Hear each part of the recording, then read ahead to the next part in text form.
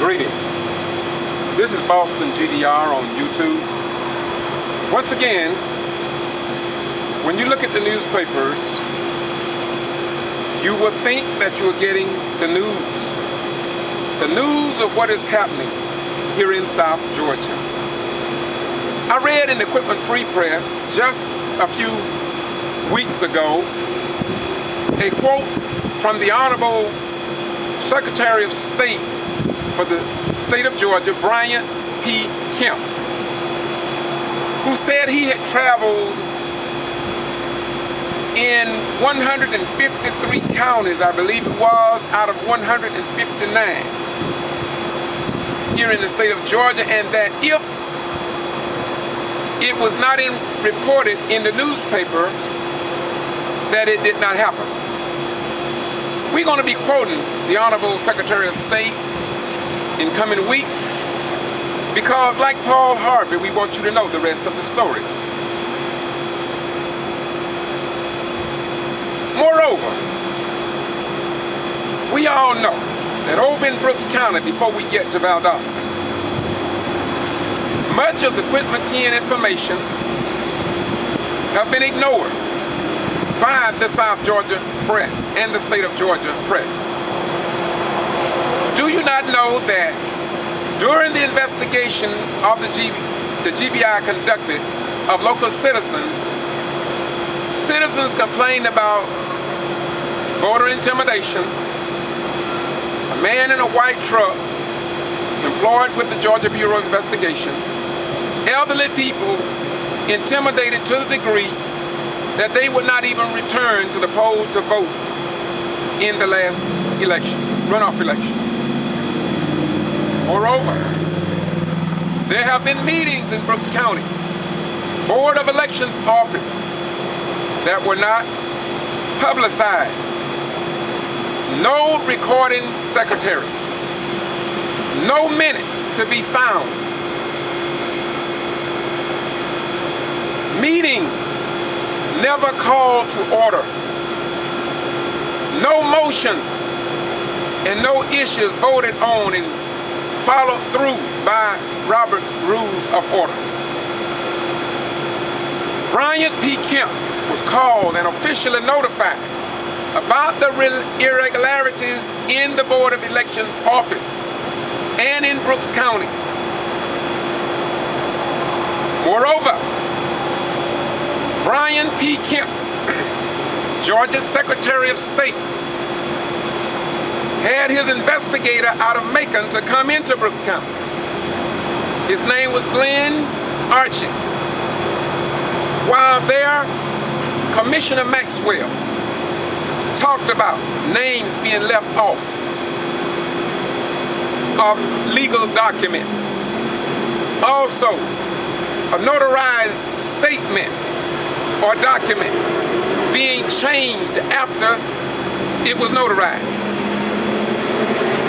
A member of the Board of Elections talked about the irregularities and him not being notified of what was taking place on the meeting, that he was a member of the Board of Elections. Moreover, one lady that attended Tuskegee University talked about taking the training to to serve in the Board of Elections office as a poll watcher. Yet, she never received a reply back from the Brooks County Board of Elections. Moreover, it was also discussed about Ken Collins. At this meeting, Ken Collins said that he was going to resign from the board. Take that as it may. You can see all this on my YouTube video. Moreover, I was recording at this meeting, yet I was asked why was I recording, and told among witnesses that I did not have a right to record a public meeting. Moreover, when it was said that by me that they may need to go in executive session, somebody didn't even know the procedures of going into an executive session, not even to close a meeting down. Moreover, if Governor Nathan Deal could suspend 3 outstanding citizens on the Brooks County Board of Elections by executive order, only to have them reinstated after they did not go to court, and after a fuel and venom that is prevalent apparently in Brooks County, that when the Quitman 10+2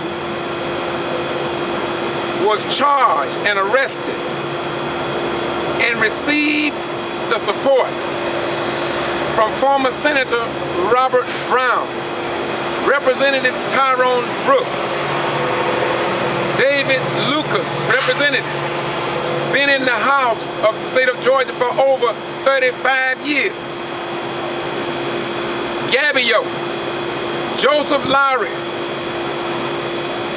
Mr. Mostella, president of the Southern Christian Leadership Conference, all stood in support of the Quitman 10+2 because they, like the citizens in Brooks County, don't believe that they did anything wrong. But there are those who don't want nor appreciate a black majority on the Brooks County Board of Education. Yes, that's right. In the history of Quitman and Brooks County, there has never been, I repeat, there has never been a majority of black African Americans on the Brooks County Board of Education. And apparently somebody had a problem with that. Now, if all of this have taken place, and I assure you that that is only a very small portion of what has taken place. But let's go back to what Georgia Secretary of State said in the Quitman Free Press. That if it is not published in the local newspaper, that it never happened. Well, I contend with documented proof in writing on a notarized statement, on video, and witnesses that will speak for themselves that something is seriously wrong here in South Georgia, and nobody seems to care because it is all broken down along the lines of Democrats versus Republicans, or Republicans facing Democrats, Republicans. And so something must be done. I've been saying it from day one. Knowing the history of Quitman and Brooks County, I don't feel that there is no way possible that the Quitman 10+2 will ever receive a fair trial in the Southern Judicial Circuit in the state of Georgia. It just won't happen. Now, again, why would the Secretary of State say that if it's not public in a local newspaper like the Quitman Free Press, then it didn't happen? We have the documented records to show that in 1918, 15 to 25 blacks were murdered. Earl Evans were killed, burned up in a police car. The Densons, the Wootons, and many other black African Americans have died under unusual and questionable circumstances. But nobody want to talk about that. Our preachers, both male and female, talk about the Jesus, the Muhammad, the Allah, the son of Amram and Yoshabel, Moses, and yet they don't pursue justice and equality today in our world as Jesus would do and did do in yesteryears. So apparently, the Secretary of State, Bryant P. Kemp, may have gotten it wrong. We're going to give you more on that. But now let's talk about what's happening here in Valdosta, in Lowndes County, Georgia, in the state of Georgia. Listen, please. Once again, it's all in the volume of sacred law. Jesus said, I have no respecter of persons. What I say unto one, I say unto all. And it is recorded over and over again. For God is not mocked, for whatsoever man sows, that shall he also reap. Can you imagine concerning the death of Kendrick Johnson? The case over here in Valdosta, Lowndes County, are similar to the Quitman 10+2. Do you not know that Kendrick Johnson died January 20th, 2013 in the Lowndes County High School gymnasium? I was called that same evening about 11:15. I was in my bed asleep when I got a call from the father. He said, George, I want to talk with you tomorrow. I said, no, sir, my beautiful brother. I said, what is it? He said, I think they killed my son. I said, I'll be right there. I put on my clothes and I went to his house, and I left about 3 or 4 o'clock. I called Larry Lockett, district coordinator in NAACP, and other civil rights leaders, as well as the United States Justice Department representatives. Now, as you know, a lot have transpired. I only say to you, Google Kendrick Johnson, Boston G.B.R. for the rest of the story. I don't want to talk too much about that because it's already posted. But what I want to talk to you about right now, just a few days ago,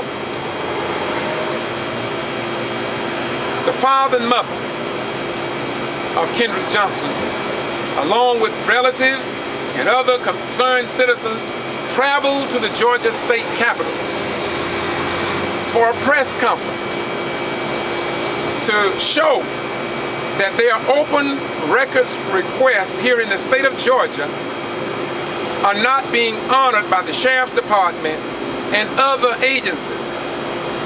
You will hear all this on the next several videos. So we're going to skip along and bypass that. But I want you to know that here in Valdosta, Georgia, ask yourself a question. What have the citizens in Valdosta been told about the press conference in Atlanta that dealt with human life of a high school student here in our beloved community? Yes. What was published about C.B. King, the family's attorney? What was published on CNN and other Atlanta newspapers?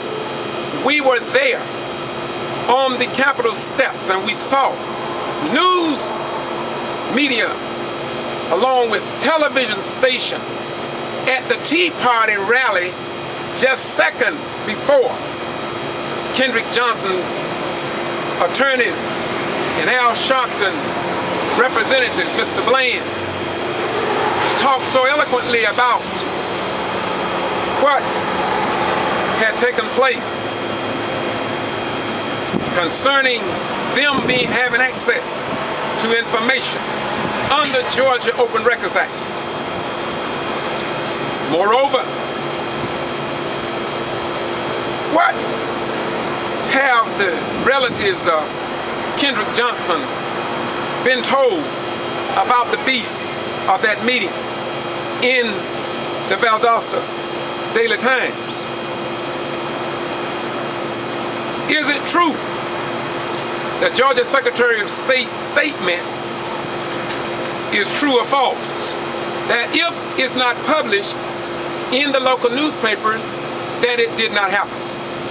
Well, he may be correct, but I want you to watch the next videos and you decide for yourself if what he said is correct. Moreover,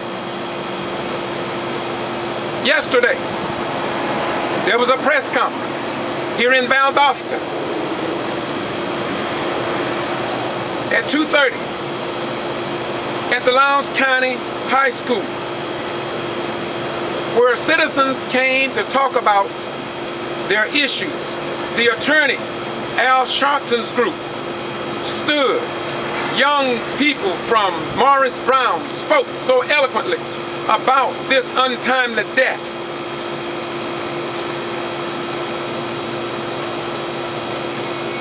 What did you read about that in the Valdosta Daily Times? What did you hear about that on your TV stations? Was it more than 3 seconds, 5, 10, 15, 20 seconds? Was it just sound bites to bite out the beef of the meaning of what took place? How many people that was in the crowd was interviewed in depth? So the people who did not attend that press conference will do what Paul Harvey would say, get the rest of the story so the people here will be educated and not left in a state of ignorance. If the founding fathers of our great republic believe in free speech, freedom of the press, freedom of religion, what has happened to South Georgia in that process? Moreover, we give home to Moody Air Force Base, Valdosta State University, Wiregrass Technical College, Georgia Military College. Look, if a young person died for whatever reason, and if the parents cannot even review the remains of their loved ones, should not that alone raise suspicion? Moreover, yesterday, much like Waycross, when they called me to Waycross with the new Black Panther Party to march against, or rather march for justice for Nathaniel III, who was shot twice, and no one have been prosecuted on that. But more importantly, in Waycross, over 200 people marched, had a police escort to the graveyard where Nathaniel's remains were buried. But coming back from the graveyard, the law enforcement didn't even escort the citizens of Georgia, the state of Georgia, across a 4-lane highway in the peak of the day. Now, just yesterday, you will see it in the next clips. That same practice of the state of Georgia not escorting, not stopping the traffic at a major intersection in front of the Lowndes County High School. Citizens had to take it upon themselves and make a citizen's arrest of the traffic light in order to stop the traffic while citizens marched to the other side of the highway for a press conference. I've said it before, and I will say it again. Something has gone seriously wrong in our beloved nation, especially since President Barack Obama became president of these United States of America. Do you not know that the venom against the commander-in-chief of our sons and daughters, now stationed just 9 miles away at Moody Air Force Base, when he won the second term of office, that the Thomasville Enterprise didn't put a picture of him on the front page of their newspaper? The Quitman Free Press, 18 miles west of Valdosta, there was not a picture of the president on the front page. Madison, Florida, 2 or 3 newspapers, no picture of the executive commander-in-chief. Second win as president of the United States of America. Yet all of our sons and daughters can give their lives in Germany, Japan, Russia, Panama, Kuwait, Iran, Iraq, and many other war-torn areas. Be they Democrat, Republican, Independent, Green Party, or other. We all come together in time of war. They don't care whether you're black or white, Democrat, Republican. I know what I'm talking about because I've been there. But to not put a picture of the president, second term, on the front page of these newspapers. In fact, Thomas Times didn't even put a picture of the man, put a picture of Mitt Romney winning the state of Georgia. And the Valdosta Daily Times, a metro city, and our only local newspaper, didn't even have a picture of the president at all. And we give home to federal dollars that are spent at Moody Air Force Base, that's furnished and keep this economy thriving. How do black airmen out at Moody feel? How do white right people feel when they see this happen in the United States of America? So, all of this we cannot understand because too many of us have put our lives on the line, took an oath and obligation to defend this nation against both foreign and domestic enemies, and yet to not have the beef of what happens in our community published so the general public will know what is happening. And not only that, what will happen in years to come when our children doing research papers and want to write because they are seeking to get their PhD, and they come to search the archival record and they think that this is what happened while we live, but there is a distortion of what took place because the historic archival record of those who seem to not understand that we are a nation of laws and we give the blood through our children to defend this great nation. So I want to close on this note. We had better wake up. We had better change, or we're going to destroy this beloved nation. America must understand today that many of the black, young, and white right people have given up on ever receiving justice and equality in this nation.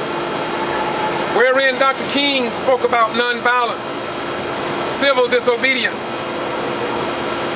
just like John Brown, white European, those whites that supported the Underground Railroad.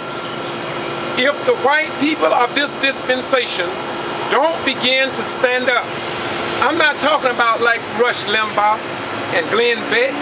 I'm talking about the better Christians, not the new Christians of this era, not the ones who placate and duplicate, but the real followers of Jesus, the real followers of Allah, the real followers of Buddha, the real followers of all that is right. If we don't stand up, we're going to lose this nation. We're going to see our ugly nation appear its head again in the land of the free, in the home of the brave, and too many graves. I want to close this out by saying to you, enjoy the videos. They are here because if I could go fight on foreign battlefields for the rights of foreigners? Should I not return home and publish what others consider not to be news, because it's apparently they want to keep making a fool out of you? And when you don't get the truth, what can you do but be a fool and in a state of ignorance? And Jesus, and according to the New Testament, God would not have you ignorant, brother. For God does not want us to live in fear. For it said in the volume of Sacred Law, I did not give you the spirit of fear, but of power, love, and a sound mind. Moreover, we must understand, regardless of what comes and goes, we fight not against black, white, Democrat, Republican, Independents, Green Party, atheists, Islam, etc., etc. We fight according to Scripture that you say you believe in. We fight against powers and principalities of power and spiritual wickedness in high places. That's the real deal. Rush Limbaugh, Glenn Beck, Mr. Hannity, Mr. O'Reilly. Until you understand that, we fight not against Democratic parties, Republican parties, independent parties, Green parties, black, white, Christian, Muslim, Jew, Gentile, Protestant, Catholic, Buddha, Catholic. We fight not against that. But our fight is with the wicked and who cares nothing about the real sheep of this dispensation. As it is written, so let it be reflected in your heart that you are not ignorant. We fight not against flesh